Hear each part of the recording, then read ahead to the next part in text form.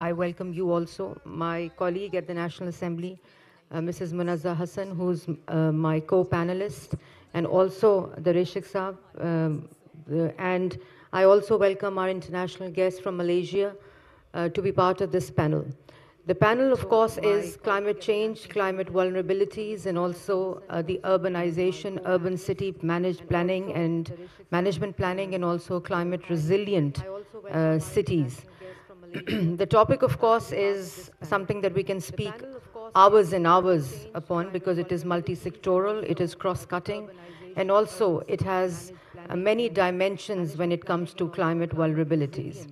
I will focus mostly on Punjab province in Pakistan. The Prime Minister of Pakistan also at the national level has worked, and also the Climate Ministry in formulating and compiling a very robust national action plan for climate resilience.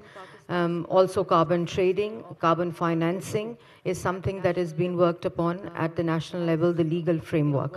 Punjab, of course, as we all know, and you've been hearing for last few days, is, of course, no exception when it comes to climate resilience and climate vulnerabilities. Most urbanized, fastest urbanized province, and also the cities in Punjab, 130 million population, and the divide, of course, is 37% urban and 63% semi-rural, semi-urban and rural population in Punjab. And when it comes to water shortages, when it comes to intense climate vulnerabilities, biodiversity, climate resilience, as I said, Punjab is no exception. So I'll briefly narrate what we've been doing after assuming office in last 10 Lahore में months मुल्की under the cricket dynamic series आज से leadership शुरू हो रही है। पहले match में पाकिस्तान और the Chief ऑस्ट्रेलिया के लिए Minister मधुकर Mahir और कॉलेज पर Nawaz, who's leading the climate resilience vision in Punjab and across Punjab. Climate change, as we all know, is not a very, cannot be seen in silo or in isolation with bordering processes, with bordering cities, with bordering regions, with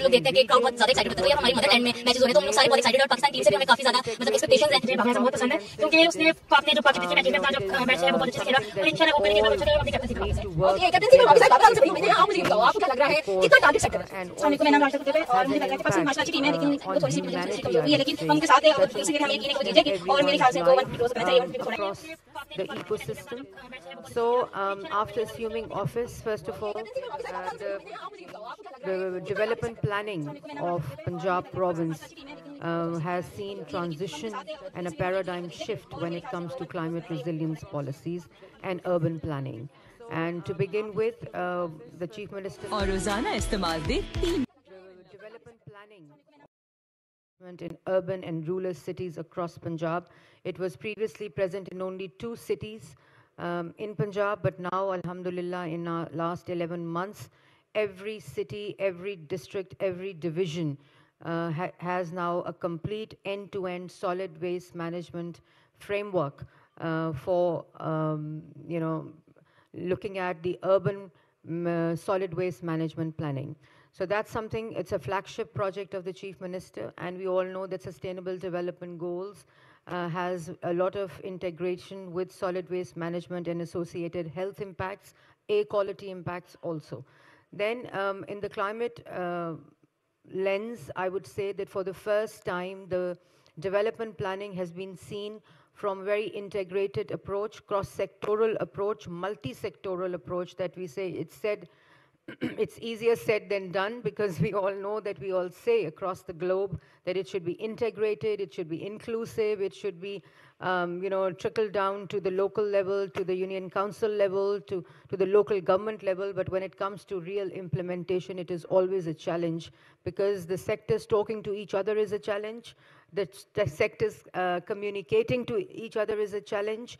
And when it comes to policy making for a multi-sectoral subject like climate change, first of all, it is a challenge, but then taking this challenge head on in last 10 months at the Planning and Development Ministry department, we now have a project management unit where all the sectors sit together, they plan together, They allocate resources together so that we know that, if you're investing into green technologies, if you're investing into climate resilient cities, urban planning, we all have to do this evidence-based decision making together. So that's a complete paradigm shift in our development planning this year, and we've seen results already. When it comes to the adaptation and mitigation of the climate resilient policies, of course, it's also head-on urban planning, rural planning, infrastructure planning, green technology planning. Mass transit also is going through a complete transition from traditional petrol vehicles to electric vehicles, and we've seen already the electric buses have started arriving in Punjab, in Lahore for the first time. So sectoral-wise in industries, a complete mapping of the industry was done initially. So we divided this 1 year when we assumed office into 3 phases: short-term, medium-term, and long-term. Short-term was mostly legislative changes, amendments, hand-holding, stakeholder engagement, citizens engagement, awareness raising when it comes to climate change. And also, we are going through Punjab and Pakistan, and the cities in the region are going through air quality crisis at the moment. And Lahore, of course, as we see, is the center stage. But this year, in last 5 months, we've seen peaks in other cities of the provinces also. And in the region as well, we've seen peaks, unprecedented peaks this year. So the first 3 months was to create an enabling environment to work together, all the sectors together, for coming together to do this climate resilience planning. So lots of legislative and institutional changes and amendments were done. Environmental Protection Agency, my Director General of EPA is sitting with you in the audience, who's worked really hard in complete overhauling institutional framework amendments. We've changed the Punjab Environmental Act after 1997 to include lots of legislative reforms when it comes to air quality standards and regulations, surveillance, and of course, then the impact of the air quality. So this was Environmental Protection Agency. For the first time in EPA, we have a multi-sectoral desks now: industry, agriculture, transport, health, education, and this is now housed in Environmental Protection Agency. So we see it from a completely multi-sectoral lens when it comes to planning and development and also environmental protection. Industry, we've mapped a complete industrial landscape of Punjab, and there is a plan to shift the industry. I wish we had graphics on the screen, which we prepared for all of you, because if we can, Father, if we can also start, just the graphics on the screen. So in industry, for the first time, the brick kilns, I can say with conviction that in Lahore division, not a single brick kiln is working other than the zigzag technology. And we've also QR coded the brick kilns, and it is centrally linked to a monitoring system that we have in Environmental Protection Agency. For the first time, intense technology intervention has been taking place in terms of surveillance through drone cameras and safe city cameras, drone for industrial smoke and safe city for vehicular emission. We've introduced that. So in industry, then again, biogas, we have a complete pilot project in Lahore, which has been completed, and now the plan is to have 1 biogas plant in every divisional headquarter across Punjab. Then also environmental control systems on the industrial units are being installed. The government has given 2 billion interest-free loan to the small industries to have these environmental control systems installed at their industrial unit. Lots of pyrolysis plants have been demolished, changed, and compliance has been done to, and we have data and numbers because we were compiling data for the first time in Punjab when it comes to surveillance and monitoring also. There were only 3 monitors, air quality monitors in Punjab. They were installed in 2007. And other than that, we did not have any air quality monitors, so data was just completely absent from the decision making. So we for the first time, again under the leadership of the Chief Minister, till December 31st, we have 30 monitors air quality, both mobile and permanent ones installed, and the target is to have 60 monitors till March 31st. So now Punjab government, for the first time, did a very daring thing that we shared data with the media. We shared data with the stakeholder, with the industry, the sectors, and then did our planning for smog season. The second phase was taking everyone along, both the industry, the sectors, and the departments at the government level. Punjab is going an intense regulation in zero plastic single use, and the plastic is banned in Punjab, and that's also happened for the first time. Thirdly, in agriculture, the Chief Minister vision, of course, of e-mechanization of the agriculture sector, we are witnessing in terms of technology intervention, but for super seeders, for the first time, to curtail and to stop stubble burning across Punjab during 2 seasons, wheat and rice. The Chief Minister gave a very intense subsidy to the local farmers, where we gave 60% the government paid for the super seeder and 40% was paid by the farmer. And we've seen evidence-based that the districts where there was intense stubble burning because of the use of super seeder mechanization, we've seen a reduction in stubble burning across Punjab also. And we do have satellite vision, the graphics to support our claim. Thirdly, in transport, massive transition, complete paradigm shift of the Chief Minister. We are converting Lahore division to completely on electric vehicle hybrid, replacing two-wheelers and three-wheelers through our Punjab Clean Air program, funded by World Bank. That was the first project again. So complete transition of e-mass transit system across Punjab also. The 27, as I already said, 28 buses have started arriving. They're already in Lahore, and we're converting, inshallah, we'll be doing this in the next 3 to 4 years, complete conversion of Lahore division to electric vehicles. Then industry, of course, we see fugitive dust, because we have seen peaks during the days when the weather conditions were stable, when the weather conditions were suitable, but there were peaks in Lahore and in specific areas. So the evidence showed that, the fugitive dust was the main reason. So when we were in China, in Beijing, with the Chief Minister, and Beijing, of course, as we all know, is a case study around the world, where they've converted 114 bad days, air quality days, to 4 air quality days in 1 year. So that's something that we all need to learn, and we are just, we are the ones who are, learning the practices. The fugitive dust, we saw that around the construction sites, there were water sprinklers of the recycled water.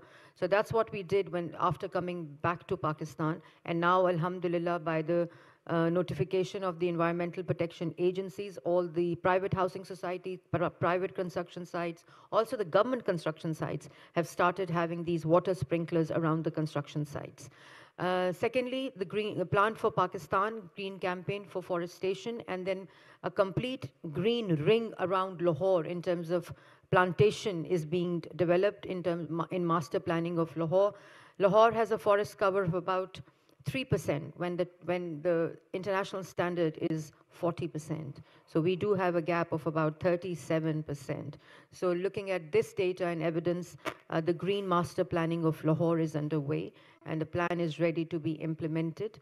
Then energy sector, a complete drive on conversion of solar energy, the Chief Minister program on giving free solar panels to consumers below the 200 consumption of megawatts, and then finance program 200 and above consumption of megawatts.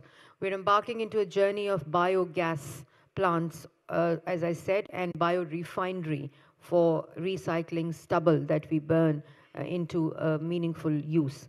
Then lastly, I would say that we are heavily investing into green technology and green infrastructure. All the roads, more than 900 main roads and arteries are being constructed in Lahore at the moment, and every road has now a shoulder bed of trees wherever a new road is built by policy. every project planning in a development program now has 1% for climate resilience and climate vulnerability of that program by policy.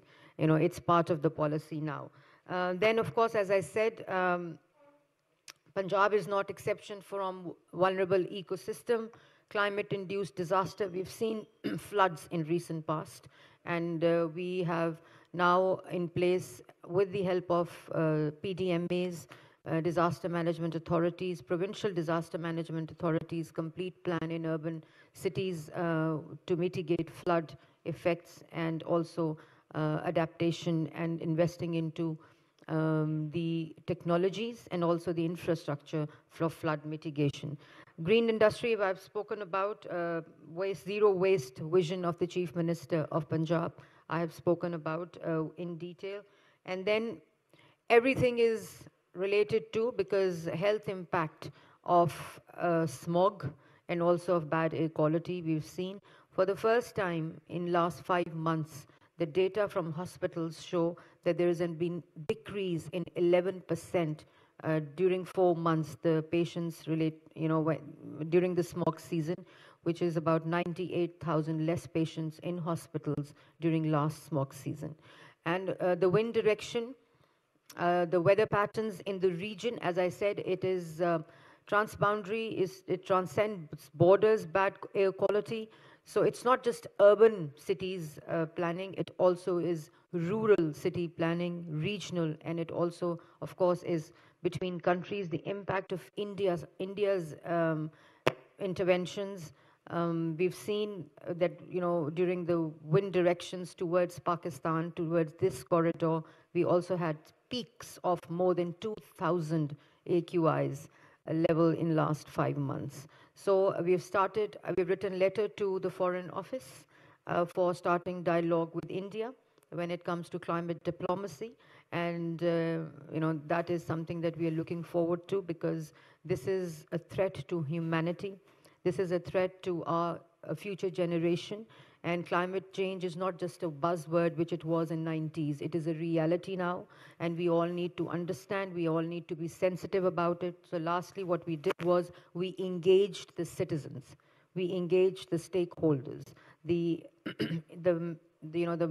larger part of our policy was awareness raising amongst the citizens about climate resilience, vulnerabilities, and also this impact of smog and bad air quality on health.